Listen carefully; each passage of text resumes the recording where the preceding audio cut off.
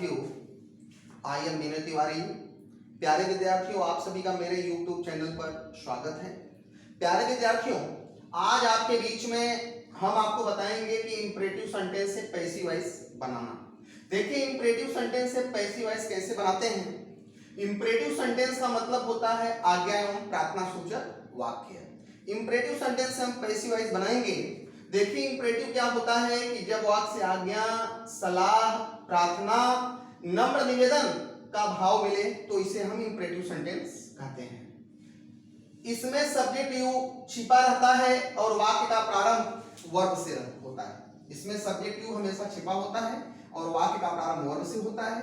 वाक्य से order, advice, request, polite request का सेंस निकलता है तो वह इंपरेटिव सेंटेंस कहलाता है। देखिए, पहला इसमें रूल है, इंपरेटिव सेंटेंस के वाक्य से यदि आज्ञा एवं आदेश यानी ऑर्डर का भाव मिले तो पैसिव वॉइस इस प्रकार बनाते हैं। देखिए, एक्टिव में सबसे पहले वर्ब का फर्स्ट फॉर्म लगा रहेगा, उसके बाद ऑब्जेक्ट लगा रहेगा।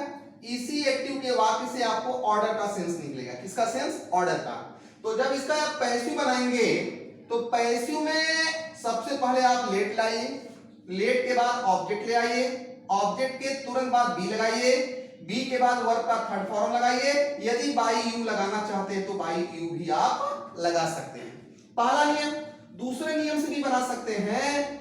पहले आप लिख दीजिए यू आर ऑर्डर। क्यों? क्योंकि एक्टिव के वाक्य से ऑर्डर मिल रहा है। तो you are order to, order to लिखने के बाद एक्टिव के वाक्य को यानी टू के बाद वर्ब का फर्स्ट फॉर्म और ऑब्जेक्ट, क्योंकि थर्ड फॉर्म पहले आ चुका है इसलिए आपको थर्ड फॉर्म लगाने की जरूरत नहीं है। जैसे एग्जांपल में हम कह दें रीड योर बुक्स, अपने किताबों को पढ़ो, तो अपने किताबों को पढ़ो तो यहां पर देखो यू छिपा हुआ है, केवल वर्ब से हुआ तो अपने किताबों को पढ़ो। एक्टिव में देखो पहले वर्ब का फर्स्ट फॉर्म, उसके बाद ऑब्जेक्ट, और सेंटेंस से देखिए ऑर्डर का सेंस निकल रहा है।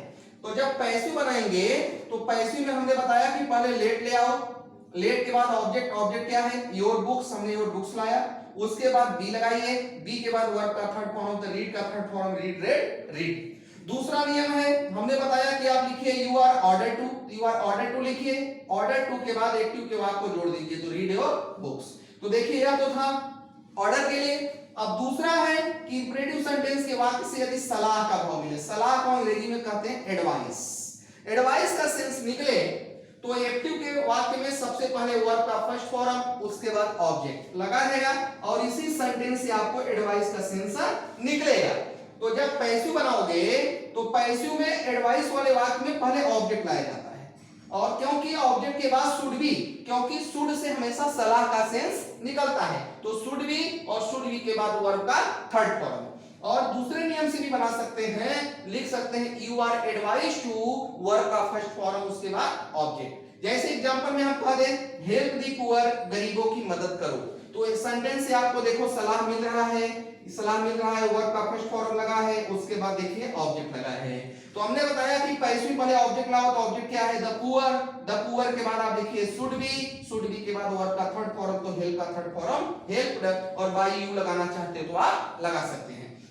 दूसरे नियम से आप लिखिए you are advise to, advise to लिखने के बाद वर्ब का फर्स्ट फॉर्म हेल्प, उसके बाद क्या लिख दीजिए आप? The poor. तो यह सलाह का नियम था।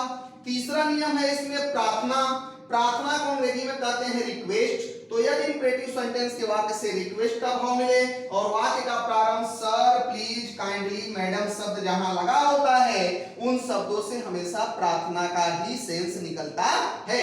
तो देखो बेटा, एक्टिव में सबसे पहले सर, प्लीज, काइंडली, मैडम शब्द लगा हो, उसके बाद वर्ब का फर्स्ट फॉर्म और ऑब्जेक्ट। तो जहां पर सर, प्लीज, काइंडली, मैडम शब्द लगा होता है उस सेंटेंस से हमेशा प्रार्थना का ही सेंस निकलता है। तो उसका पैसिव वॉइस जब आप कभी बनाइए तो इस सर, प्लीज, काइंडली, मैडम शब्द को हमेशा आप रिमूव कर दीजिए यानी हटा दीजिए, उसके स्थान पर आप लिख दीजिए यू आर रिक्वेस्टेड टू, क्योंकि यू आर रिक्वेस्टेड टू लिखने से ही, रिक्वेस्टेड से ही सर, प्लीज, काइंडली, मैडम शब्द का सेंस निकल जाता है।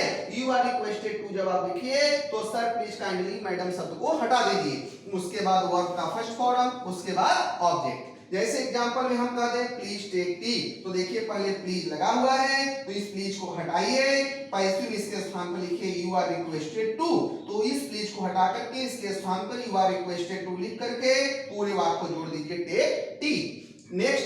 यदि इंपरेटिव सेंटेंस के वाक्य का प्रारंभ डू नॉट से हुआ, डू नॉट यह नेगेटिव है, इसका मतलब होता है मत, तो डू नॉट से हुआ हो तो सबसे पहले एक्टिव में डू नॉट लगा होता है, वर्ब का फर्स्ट फॉर्म, उसके बाद ऑब्जेक्ट। फिर आपको मैं सरल नियम बता दे रहा हूं, डू नॉट को बिल्कुल हटा दीजिए, उसके स्थान पर लिख दीजिए यू आर फॉरबिडन टू।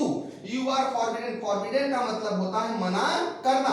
जब फॉरबिडन का यूज हम करते हैं तो डू नॉट को समाप्त कर देते हैं, क्योंकि फॉरबिडन से ही डू नॉट का सेंस निकल जाता है, क्योंकि फॉरबिडन का अर्थ होता है मना करना। You are forbidden to, do not को हटाइए, वर्ब का फर्स्ट फॉर्म और ऑब्जेक्ट। जैसे डू नॉट टेक टी, कृपया चाय मत पीजिए, तो देखो डू नॉट आया है, इसलिए डू नॉट को हटाइए, उसके स्थान पर लिखिए यू आर फॉरबिडन टू, उसके बाद लिखिए टेक टी। तो प्यारे विद्यार्थी